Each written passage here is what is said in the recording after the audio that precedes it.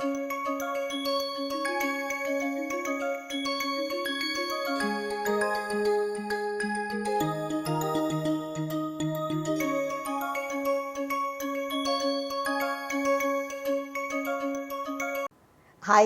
welcome learners.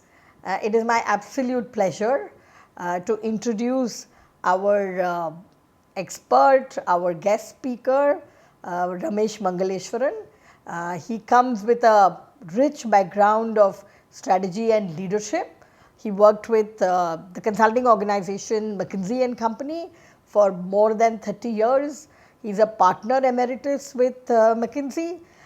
In his role as lead consultant, he set up new offices for McKinsey in Chennai and Bangalore in India, and most importantly, he used to lead their industrials stroke manufacturing vertical. He also was the lead for the social initiatives vertical at McKinsey for all of Asia. I have known Ramesh from the time that both of us were 17 and 18 years old, and we were both students here at IIT Bombay. I have seen the deep commitment that Ramesh has always had to give back. Even before getting, he was thinking about giving back. And so in his role as working for himself, not being tied down to one company, he gives back to academia and he gives back to civic society. So he is involved with IIT Bombay as a honorary adjunct professor of practice. He teaches undergrad courses which are very introductory in nature. He also takes a very well received course called Leadership and Strategy for Entrepreneurs. Today he will talk to us about strategy, and I am sure that I will request him to come back and talk about leadership also. Ramesh is involved with IIM Ahmedabad, which is his alma mater, also in addition to IIT Bombay, and he is involved with Nayanta University, which is a new university in Pune, set up in Pune stroke Hyderabad. Welcome Ramesh, and thank you for agreeing to take our NPTEL learners through what is strategy as well as how do you know your strategy is right. So those are the two lessons that are coming your way. Enjoy. Welcome students to this class where we will talk about the Indian economy. We will talk about what it has achieved since independence, where it is today, and spend a lot of time on what requires to be done to take it forward. Clearly, there's a lot that has happened. Sometimes when you take a year-to-year perspective, we don't quite understand the distance that the Indian economy has traversed. Clearly, if you take the period between 1950 and 2025, which is a 75-year period, on every dimension there has been a lot of growth. Population, needless to say, has gone up 4 times, but our GDP by a multiple. Today we are a $4.5 trillion economy. Our GDP per capita, you can look at it, almost 30 times, from 100 to 3000, so almost 30 times. Food grain production, tremendous, 7 times up, from 50 million tons to 350 million tons. Road length, all of you would be seeing it, up 15 times. Exports and imports, good. So overall, I think it has been a good story, albeit over a long period of significant achievement. So that's a little bit of the backdrop to today's class. One thing I would like to highlight though is that this thing around India being a developing country and India getting its space in the world is not a new thing. Roll the clock back. Roll the clock back to 1700 and look at the purple line here, which is India. India represented 25% of the world's GDP. Say that again. India represented 25% of the world's GDP. We fell to less than 5% of the world GDP, and we are slowly climbing back up.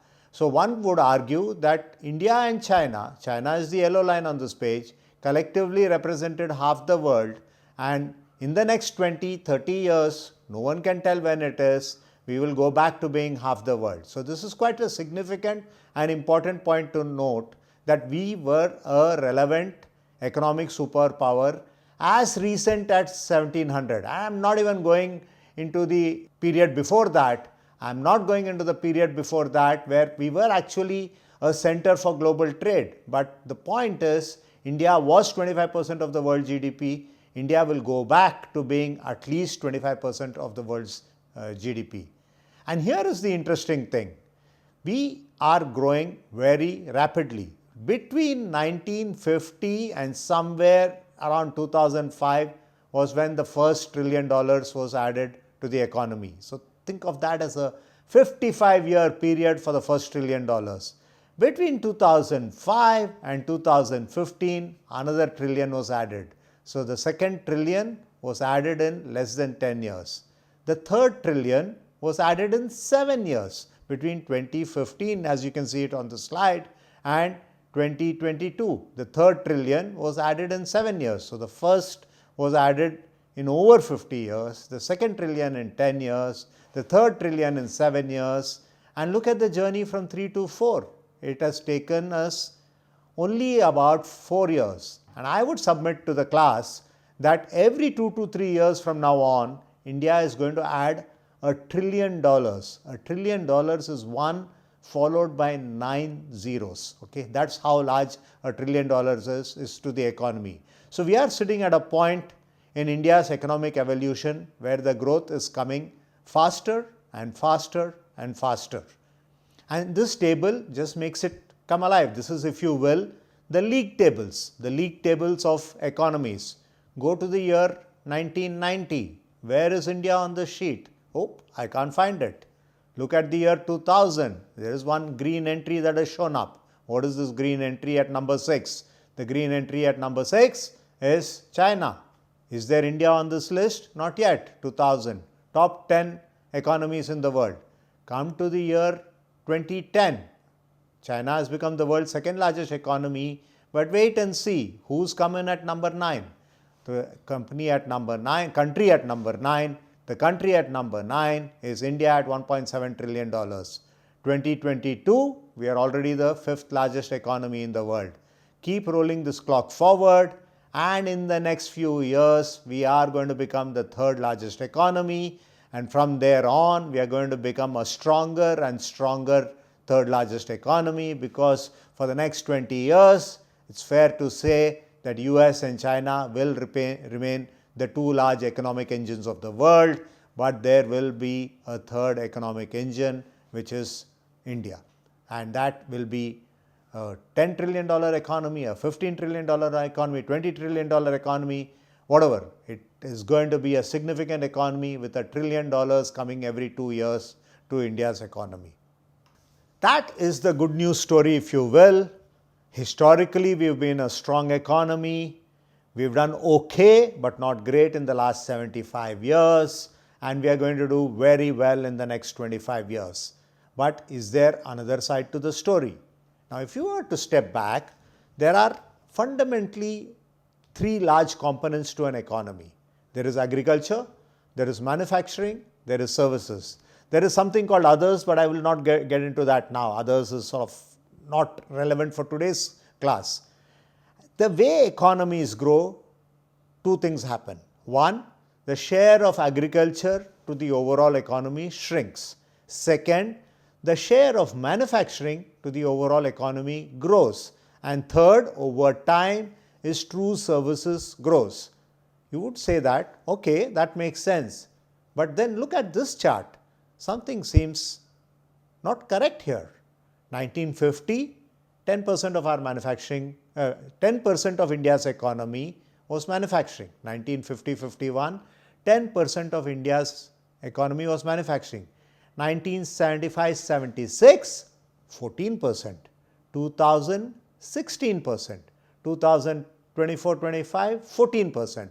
That is not how large economies grow. Manufacturing as a share of GDP should be around 25% at a minimum, ideally more. The large manufacturing economies like China and even Japan, even Germany, if you go back to their growth phase, manufacturing constituted 25 to 30% of the overall economy. You would argue, why is this important? It is important simply because the way economies grow is due to productivity growth. Economies grow due to productivity growth. So, what you fundamentally do is you take people out of agriculture and you make them productive. The first best way to make farm labor productive is to actually put them in a factory and get them to work 8 hours a day, 10 hours a day. We have not done that as much as the other economies have done, and 14% manufacturing to GDP ratio is not where it should be. It should go up to 25% manufacturing to GDP ratio, and that's really when the economic growth will start to kick in. We did okay on services. We particularly benefited a lot from the IT services boom. Of course, that sector, given all of what is happening with AI, is readjusting to the AI world, but we did okay there. But the truth is, we don't have a great manufacturing story to report in the last 75 years. We don't have a great manufacturing story to report in the last 75 years. So, that brings me to one other point, which is really exports. We have, like I just said, done okay on services exports. We are at about $374 billion, which is good, 4% of global trade. Manufacturing exports, we are at only $440 billion, 1.8% of global trade. Now, is this important? Of course it is important. That $374 billion is on a base of $8.7 trillion. This $443 billion is on a base of $24 trillion. So, where would you focus? Would you focus on the larger sectors or not? Manufacturing exports has also been very sluggish, and manufacturing exports is important for multiple reasons. First and foremost is, if you can make products that sell outside your home market, you are meeting a global standard of price and quality. Frankly, if you did that, you can sell very well in the domestic market. Two, if you don't do that, you even in a way expose your domestic market to international competition. I guess I'm making the same point in a different way, that not only is manufacturing to total GDP low, specifically manufacturing exports to overall exports is not where it needs to be. It's a huge opportunity. Everyone knows that one of the growth drivers of the Asian economies, be it Taiwan, be it Japan, be it Korea, or more recently China, has been because they built a very competitive manufacturing sector, and a competitive manufacturing sector is measured by its ability to export products. It is possible, by the way, let's not go into historic reasons, but it is possible to change this. The quick example I would give is what is happening just now with iPhone assembly and exports. 5 years ago, it was zero. In the last 5 years, one company has exported more than $25 billion worth of phones. In the last 5 years, one company has exported more than $25 billion worth of phones. So, it is definitely possible to catch up on lost time and build our manufacturing sector and build our manufacturing export sector. Now, let's talk about what does it take to get to where we need to get to. Everyone is talking about 10% growth, not the 6, 7, 8% growth that we have. And there are many things that are working in India's favor. The first thing working in India's favor is obviously our skill base, our education base, the fact that we know English, the fact that we save a lot, the fact that we are a tolerant civilization. So, all of this together is who we are. We are educated, hardworking, saving, and this is our nature. This is sort of point one. Point two, and this is a recent introduction to India, is digitization. We have embraced technology faster than most other places in the world. We went from having no phones to mobile phones without going through a phase of landed phones. So, this is what technology can do. technology really affords us an opportunity to call leapfrog. What does leapfrog mean? Leapfrog basically means skipping a step in our evolution. One of the points I make is really that on manufacturing, do we have a leapfrog moment like the one we had in telecom? Okay. Can we use the advent of AI and the advent of robotics to fundamentally making our manufacturing sector more competitive? Can we use AI and robotics to make our manufacturing sector more competitive without compromising on job creation? I think it's a complete myth that adoption of technology and job creation go against each other. I'll give you an example from a very, very different sector. 45 years ago, all banking in India was pen and paper, ledgers, physical tellers, physical passbooks. That is transformed. Today, most banks are digital. Does that mean that the banking sector employs fewer people in India? Definitely not. It just employs people with different skills. So digitization, embracing technology is going to be a significant opportunity for us as we embark on this higher growth phase. Three, political, we don't talk about it that much, but it is very, very difficult to make a multi-party, multi-level democracy work. And the fact is, we have made it work not once, not twice, over and over again, and that is actually quite important as a foundational element for our future economic growth. I will spend a little bit more time on demographic. We are one of the few countries in the world which is benefiting from a young working age population. We are at the cusp of what is called a demographic dividend. A demographic dividend is a very interesting phase in a country's development where we have more working age population in a country than the dependent population. There is obviously a culture of entrepreneurship. I think India has always been known for a culture of entrepreneurship, and I think that culture is coming back. That culture is coming back with more and more people treating becoming an entrepreneur as an equivalent opportunity as taking a job. That is not how it was in my generation. It is surely not how it was in my father's generation, and therefore that is an important consideration. And finally, the market size. We are large, we are a continent, and that helps us. So if I were to step back, all of this together and each of them individually is going to be a significant contributor to this sustained high growth path that the country needs and hopefully the country will have. Let me just clarify a few points that I made on the previous slide. The first and foremost is really the shape of our consumption in India. Look at this slide. On the left, you can see what the structure is. The width of the column is the size of the population. So we have had 76% of our population in the lower two segments of this pyramid. That, frankly, is not a large consumption because these are people who are basically at subsistence level of consumption. But what happens to an economy that shows sustained growth?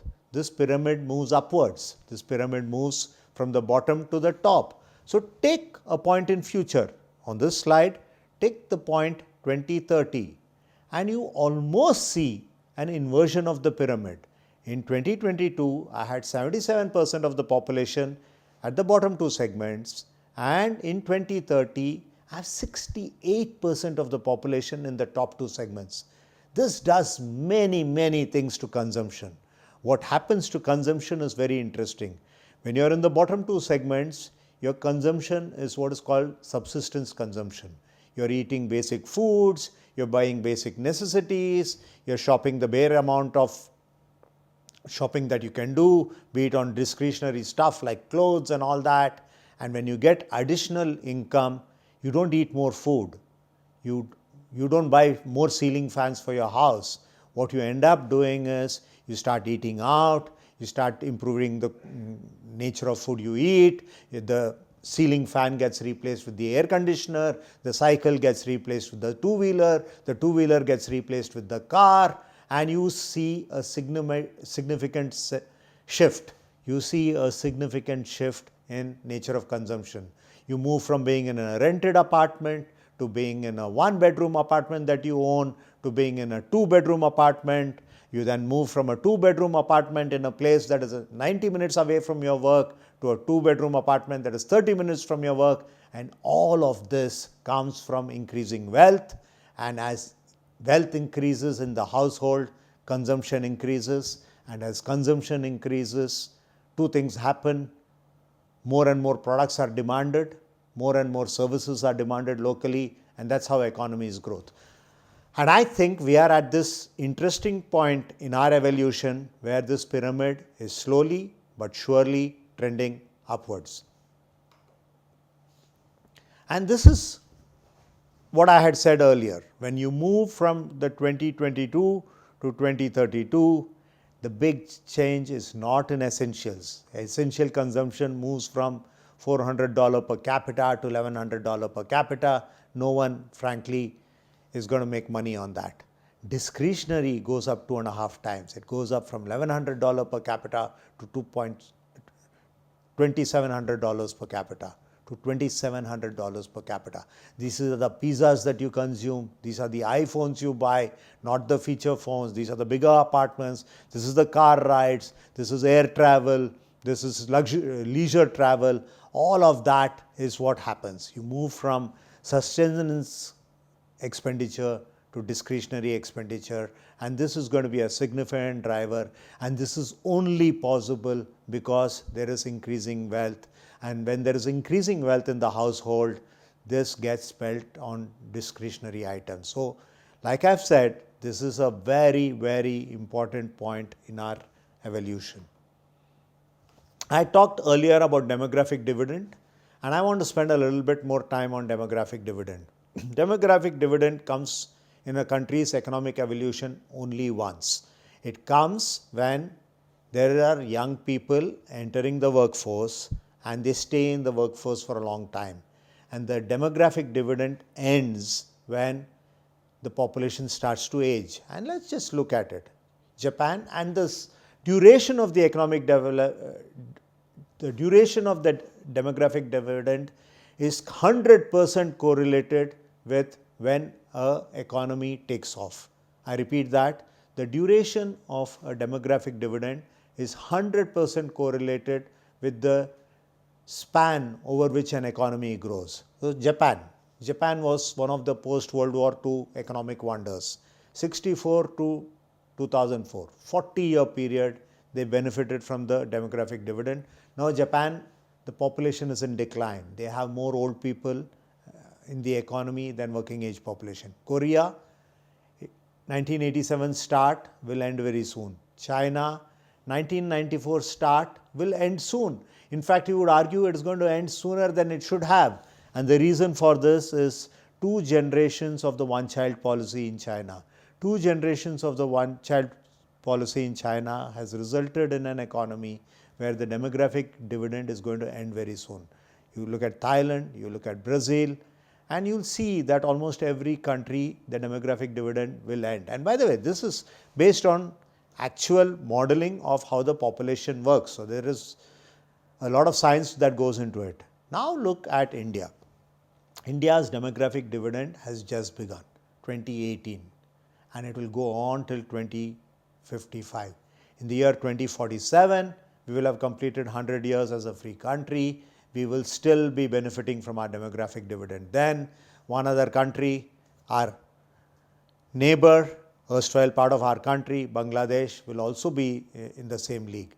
This to me is a very important underpinning reason, because this population that is coming into the working class of the country is doing 2 things. One is it is going to consume. 2 is it is going to produce. It is going to produce not just for the world, it is going to produce for the world.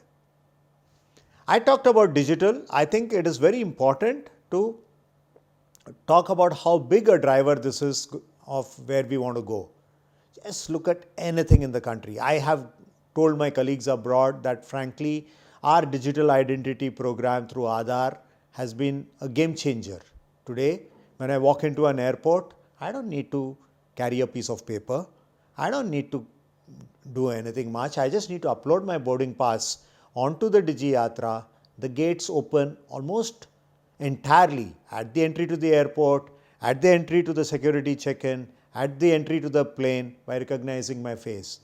This is big. I have now used technology to solve a problem at scale at low cost. The other example that I would call out is UPI. Today it is possible to transact 20 rupees digitally without currency exchange. It is a big thing. It increases the ease of transaction, and because it increases the ease of transaction, I would say it increases absolute number of transactions, and the reconciliation is done every night, if not real time. Two other areas where digital, I think, is playing a role, may not be as obvious. It is now possible for us to keep all our documents on a digital locker.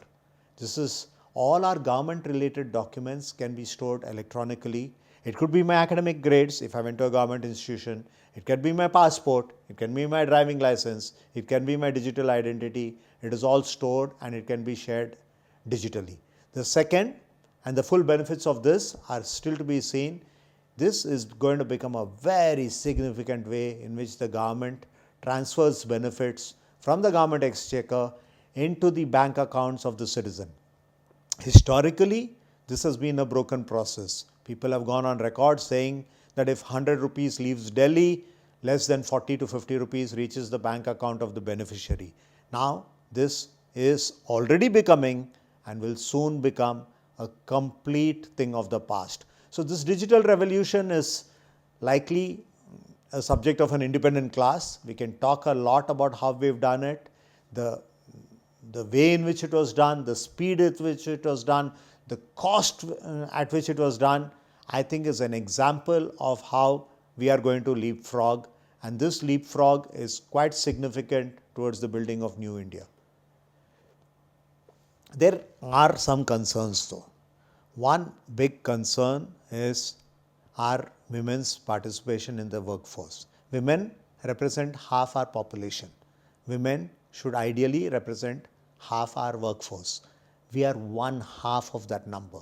At 26%, we are half of what even a country like Indonesia has achieved.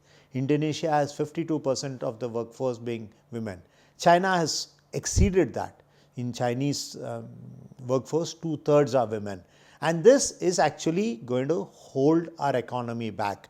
If we cannot figure out a way to get greater female labor force participation, we are going to be held back. Obviously, there are unique situations that need to be addressed. These people will need employment opportunities likely closer to home. By the way, 80 to 90% of all people seek economic opportunities close to where they were born. And we have to do a lot more to tap this extraordinary human resource pool that we are blessed with as a country. So therefore, why am I bullish about where we are today? I am bullish about where we are for many, many reasons. The first is really we are at the cusp of consumption takeoff. I told you that the bottom two segments of our income pyramid is going to shrink. The top two segments of our economic pyramid is going to grow.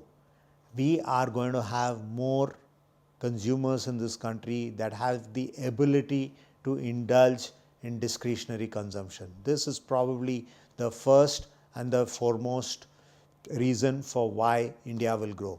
Second is urbanization. I know most people will be saying, but our cities are in a mess, there are lots of problems to be solved. All of that is true. But remember that time and time again it has been proven that urban agglomerations are very efficient centers of economic activity. And therefore, the more urbanized we are, the more economic development we will have. We will go through a phase, like most of our cities are going through, where city infrastructure doesn't keep up, where we have to make the big shift from private transportation to public transportation. We have to make the big shift towards better urban services like water, like power, like sanitation. We have to make the shift towards better services like healthcare and education. But all of this can be done, and we will not have 10 cities, we'll have 1,000 cities in this country, and each of these cities is going to be a magnet for talent, it is going to be a center for economic activity, and it is trending up. We are today 30% urbanized, we are going to get to 40% urbanized. For the large country that we will be, this is a significant shift. A 10% increase in urbanization is going to make a very, very big difference to our economic growth. Third one, we don't talk about it as much, but historically, doing business in India has not been easy. It has had many layers of regulation, many layers of inspection, and as a result, doing business in India has not been easy, and that has been one reason why manufacturing in India has not got its fair share of the economy. There are many moves afoot in this country to deregulate, to improve ease of doing business, to decriminalize our laws, to make doing business very easy. This is not just happening at the central government level. It is happening at the central government level, and in a very nice way, there is interstate competition that is happening in India that is going to change this. It is not changed yet, don't get me wrong. I am more saying that the shift towards becoming more business friendly has started.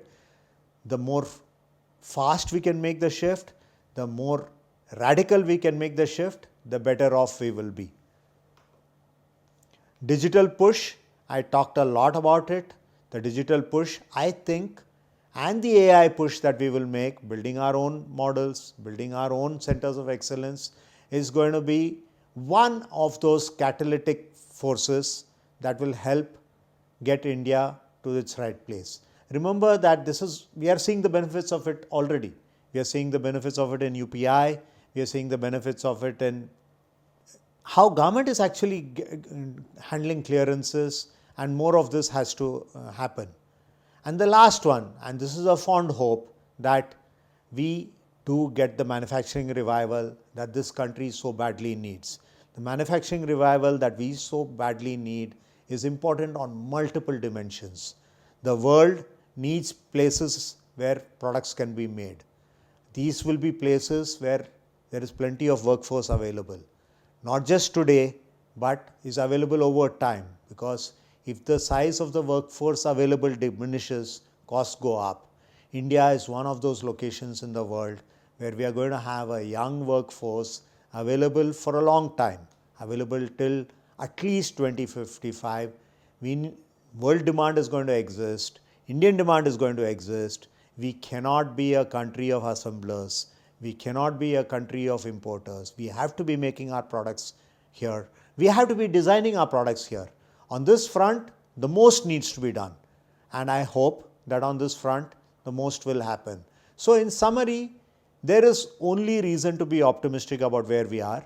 Some would argue that we've heard this story before. Is this real for this time? I'll say recent evidence says that it is real. Recent evidence is that we are adding $1 trillion to our economy faster and faster than we did.